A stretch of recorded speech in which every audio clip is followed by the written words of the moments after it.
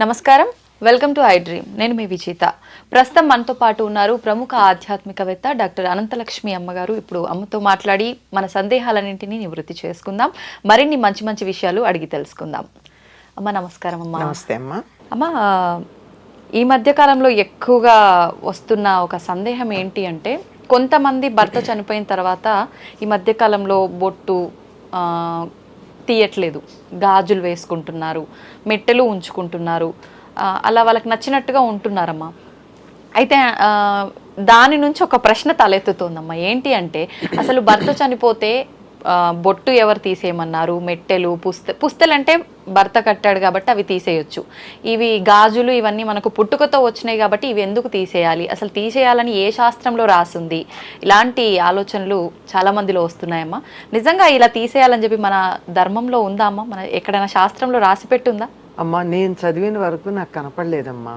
నేను చదవంది ఎక్కడన్నా ఉందేమో నాకు తెలియదు. అంటే నేను సర్వజ్ఞురాలు, నేను అన్నీ చదివాను అని చెప్పలేను కదా. నాకు తెలిసినంత వరకు అటువంటిది ఎక్కడా లేదు. బొట్టు అన్నది ఎవరు పెట్టారు మొట్టమొదటిసారి?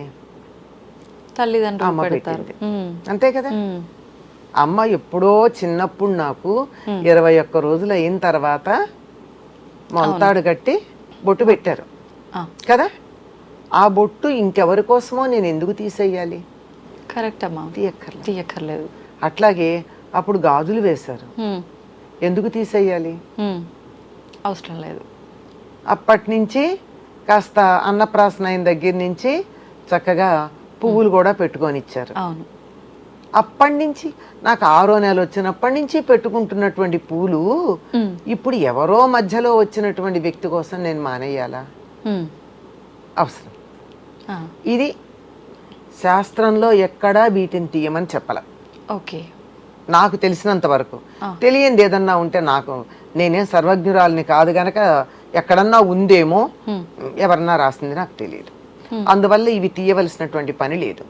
కాకపోతే శాస్త్రం వేరు, ఆచారం వేరు. ఆచారం అంటే ఆచరించటం ద్వారా స్థిరపడింది. చాలా కాలంగా, కొన్ని శతాబ్దాలుగా మనం వీటిని తీసేయడం అన్నది ఆచరించాం. అవునమ్మా. ఈ ఆచరించటానికి కూడా కారణం ఏమిటంటే, అనేక కారణాలుగా యుద్ధాల్లోనూ వాటిల్లోనూ యువకులైనటువంటి వాళ్ళు చనిపోతూ ఉంటే వారి భార్యలు ఇంటి దగ్గర ఉండిపోయి, వాళ్ళు మరేమో యవ్వనంలోనే ఉంటారు, యువకులు భార్యలు. మరి వాళ్ళకి యవ్వనంలో ఉండడం వల్ల వాళ్ళ అందచందాలు చూసి ఎవరైనా వాళ్ళ మీద కన్నెయ్యొచ్చు. వీళ్ళు కూడా నువ్వు అందంగా ఉన్నావనంటే లొంగిపోవచ్చు.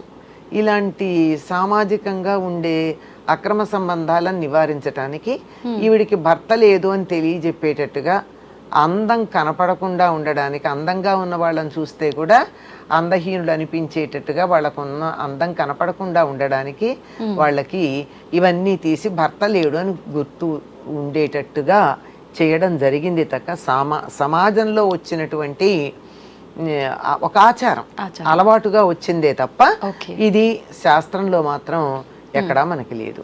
అయితే పువ్వులు మొదలైనటువంటివన్నీ భోగ వస్తువులు గనక, ఏదైనా భర్తతో కలిసి ఆనందంగా ఉండడం కోసం ఇవన్నీ ఉన్నాయి. భర్త లేనప్పుడు తనకు ఆనందం ఏముంది? ఒక్కతీను అంటే మన సమాజంలో ఒక స్త్రీకి ఒక పురుషుడు, ఒక పురుషుడికి ఒక స్త్రీ, అది సంప్రదాయం. అవునమ్మా.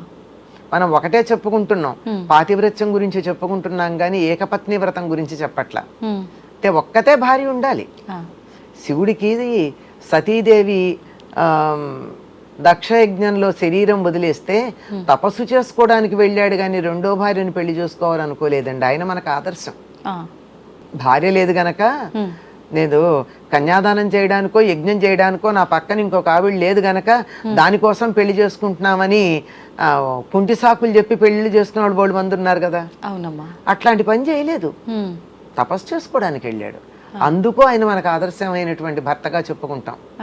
సరే, ఆ విధంగా ఒకే భార్య ఒక పురుషుడికి, ఒక స్త్రీకి ఒకే భర్త అన్నటువంటి దృష్టితో ఉన్నప్పుడు, నా జీవిత భాగస్వామిగా అన్ని రకాలు మేము కలిసి ఆనందంగా గడుపుదాం అనుకున్నప్పుడు, ఒకళ్ళు లేనప్పుడు రెండో వాళ్ళం మేము ఎందుకు ఆనందంగా ఉండాలి అని ఒక రకమైన విరక్తితో వదిలేయడమే తప్ప ఇవి మానేయాలి అని మాత్రం, ఇవి చేయకూడదని మాత్రం లేదు.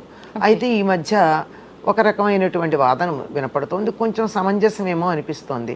భర్తతో వచ్చినవి ఏమిటయ్యా అంటే మంగళసూత్రాలు, మట్టెలు, నల్లపూసలు అతడితో వచ్చాయి గనక, అతడు కట్టడం వల్ల వచ్చాయి గనక అతడితో పాటు వాటిని కూడా నేను పక్కన పెడుతున్నాను, వాటిని మాత్రం పక్కన పెడతాను.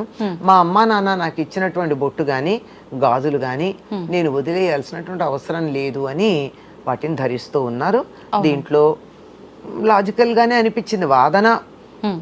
వాళ్ళు చెప్పి వాదనలో నాకు లాజిక్ కనపడింది, బాగానే ఉన్నట్టుగా అనిపించింది అంతే. ఓకే మా భర్త ఉండి ముత్తైదుగా ఉన్నప్పుడు ఆమె ఎదురుపడ్డా ఎటువంటి తప్పు ఉండదు. భర్త చనిపోయిన తర్వాత ఆమె బొట్టు ఇవి లేనంత మాత్రాన ఆమెను చూడగానే ఏదో జరిగిపోతుందని చెప్పి చాలామంది పక్కకు వెళ్ళిపోవడం కానీ, ఇంట్లో శుభకార్యాలు జరిగేటప్పుడు వాళ్ళని దూరంగా ఉంచడం, అన్ని కార్యక్రమాల్లో వాళ్ళని కలవనీయకుండా ఉండడం, ఇలాంటివి కూడా కొన్ని సందర్భాల్లో చూస్తుంటామమ్మా. అసలు ఏంటమ్మా నిజంగా ఏదో జరిగిపోతుందంటారా నెగిటివ్గా అలా వాళ్ళు ఇన్వాల్వ్ అయి చేసినంత మాత్రాన? నువ్వు తుమ్మితే నా ముక్కు ఊడిపోతుందని భయపడేంత పిరికి వాళ్ళు ఉన్నప్పుడు వాళ్ళు చెప్పే మాటలు ఇవి, అంతే కదా? అవునమ్మా. ఇప్పుడు ఒక మాట చెప్పింది అదే, ఒక మహానుభావుడైనటువంటి ఒక పెద్ద గురువు ఆయన చెప్పిన మాట ఏమిటంటే, వాడెవడో అర్ధాయుష్కుడైతే తప్పు నాదా అందిట ఆవిడ. అంతే కదా? కరెక్టే కదా. అంటే గట్టిగా మాట్లాడితే అంతే ఉంటుంది. అంచేత ఆవిడ ఇంకా కొంతకాలం వాడు ఇంకా కొంతకాలం బతికుండడానికి ఈవిడ వల్లే కారణమేమో కూడా, ఇంకా ముందు పోవాల్సిన వాడు కాస్త ఆలస్యంగా పోయి ఉంటాడు, చెప్పలేం. చేత అది ముత్తైదువే శుభము అనుకోవడమును లేకపోతే కాదనుకోవడము అన్నది మనకి అది ఇది కూడా ఒక సమాజంలో వచ్చినటువంటిదే, ఆలోచన వచ్చినటువంటిదే తప్ప అట్లాంటివి ఏం పెద్దగా పట్టించుకోవాల్సిన అవసరం లేదమ్మా ఈ రోజుల్లో. మా వాయనాలు అనేసరికి ఎక్కువగా ముత్తైదులకు మాత్రమే ఇస్తుంటారు. మరి వితంతువులు కూడా, భర్త చనిపోయిన స్త్రీలు కూడా వాయనాలు తీసుకోవచ్చు అంటారమ్మా? అంటే లెక్క ప్రకారం ఇచ్చేదానికి వాళ్ళకి ఇబ్బంది ఉంటుంది గనక వీళ్ళకి వాయనం ఇవ్వచ్చు, కానీ మేము 5గురికి ఇవ్వాలి అనుకుంటారు అనుకోండి, ఈ 5లో వాళ్ళని పెట్టుకోరు. అవును, అధికంగా ఇస్తారంతే. అది వాళ్ళ సెంటిమెంట్, ఎవరి సెంటిమెంట్ ని మనం ఏమనలేంగా. ఓకే, పర్వాలేదు కదమ్మా. అయ్యో ఎందుకు ఇవ్వకూడదమ్మా, ఇవ్వాలి. వాళ్ళకి ఎందుకు ఇవ్వకూడదు, ఇచ్చి తీరాలని చెప్తారు. కొన్ని రకాలైనటువంటి సంప్రదాయాల్లో ముందు వాళ్ళనే పూజించమని చెప్తారు తెలుసా? ఎక్కడమ్మా, ఎటువంటి? కొన్ని రకాలైనటువంటి సంప్రదాయాల్లో ముందుగా భర్త లేని స్త్రీలను ఆదరించండి, వాళ్ళకి స్వార్థం ఉండదు, వాళ్ళు బతికేది కుటుంబం కోసమే తప్ప తమ కోసం కాదు, అందువల్ల వాళ్ళు త్యాగానికి సంకేతం కనుక వాళ్ళకే మొదలు వాళ్ళనే గౌరవించాలని చెప్పేటటువంటి కొన్ని పద్ధతులు కూడా మనకున్నాయి. అంచేత వాళ్ళనేం పక్కకు పెట్టాల్సిన పని లేదు.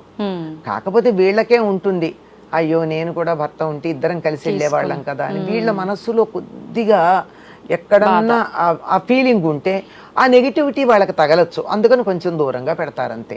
అంతే తప్ప శాస్త్ర ప్రకారం ఏం దోషం లేదు. కానీ చాలా తక్కువ మందే ఉంటారమ్మా అలా అనుకునే వాళ్ళు కూడా. ఉన్నా అటువంటి ప్లేస్ లో ఉన్నప్పుడు ఎవరు అలా అనరు కూడా, వాళ్ళు కూడా అనరు, కానీ మనస్సులో చివుక్కుమంటుంది అనిపిస్తుంది. ఆ ఒక్కటి చాలదా నెగిటివిటీకి? నా భర్త కూడా ఉండుంటే మేము ఇద్దరం జంటగా వచ్చేవాళ్ళం కదా, నేను ఒక్కతిని రావాల్సి వచ్చింది. అది మగవాడికి కూడా అంతేనమ్మా, ఆయన కూడా దేనికి పనికిరాడు భార్య లేకపోతే.